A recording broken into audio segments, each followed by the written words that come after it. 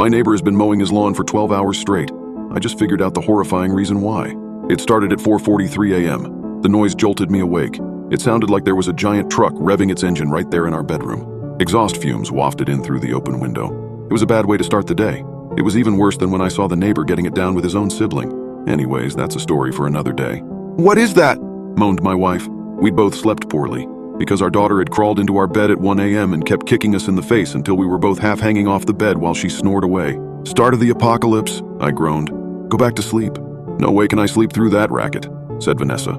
She rolled out of bed and shut the window. That helped a little, but it still sounded like war out there. She pulled the curtains back and looked through the window. "It's the fucking neighbor, mowing his lawn. Before the sun is up, we need to have a heart-to-heart with him. Let him know that's not okay." Keegan, our daughter, woke up crying. "Guess that's that," I muttered, getting out of bed myself. "I'll go talk to him after some coffee." "Bring me some too," said Vanessa. "Papa, bring me some Smarties," said Keegan. No Smarties for breakfast.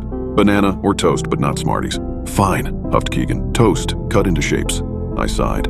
This was really the last thing I wanted to be doing at 4:45 on a Saturday morning. Making coffee and cutting toast into animal shapes instead of drooling in my sleep and dreaming of a gentler world. I went into the kitchen and started the coffee and toast and then looked out the living room window. Sure enough, there was Mr. Limsky mowing his damn lawn in his damn bathrobe, no less. That was another thing that I had no desire to do.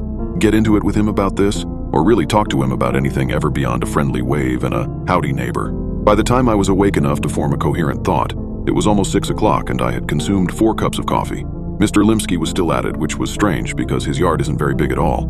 It shouldn't take more than a 40-minute mow job, but here it was, an hour and 15 minutes later, and he was still at it. I got semi-dressed and stumbled outside. I walked across my own yard, which I noted needed mowing itself. Maybe I'll tell him that if he mows my lawn and promises to never start so early again, I'll let it go. But I knew that I wouldn't do that. I was a coward. As I got closer, I observed with some confusion that his lawn was already mowed. He was going over it a second time now. I walked up to our property line, denoted by the contrast between mowed and unmowed grass, and started waving my hands in the air, waiting for Mr. Limsky to notice me. He never did. He just stared straight ahead and kept pushing the mower. "Hey!" I shouted, but it was no good. I could barely hear myself, and so I knew that he wouldn't be able to hear me from across the lawn right behind the lawnmower. God damn it. I walked across his yard until I was right behind him. "Hey!" Nothing. I tapped on his shoulder. Nothing. He just kept pushing the lawnmower onward over the already mowed lawn. I didn't know what to do. "I'll catch him after he finishes, I guess. He's in the zone." I shrugged and was getting ready to turn back to my house when I saw a trickle of what was presumably urine run down his bare leg. Jesus. I went back to my house and opened the door. Vanessa was reading a book to Keegan. She stopped when I came in and looked up. "Well, he couldn't hear me. I'll go over there once he stops. He's got to stop sometime, right? And, well, I'm a little worried about him, honestly. I saw him,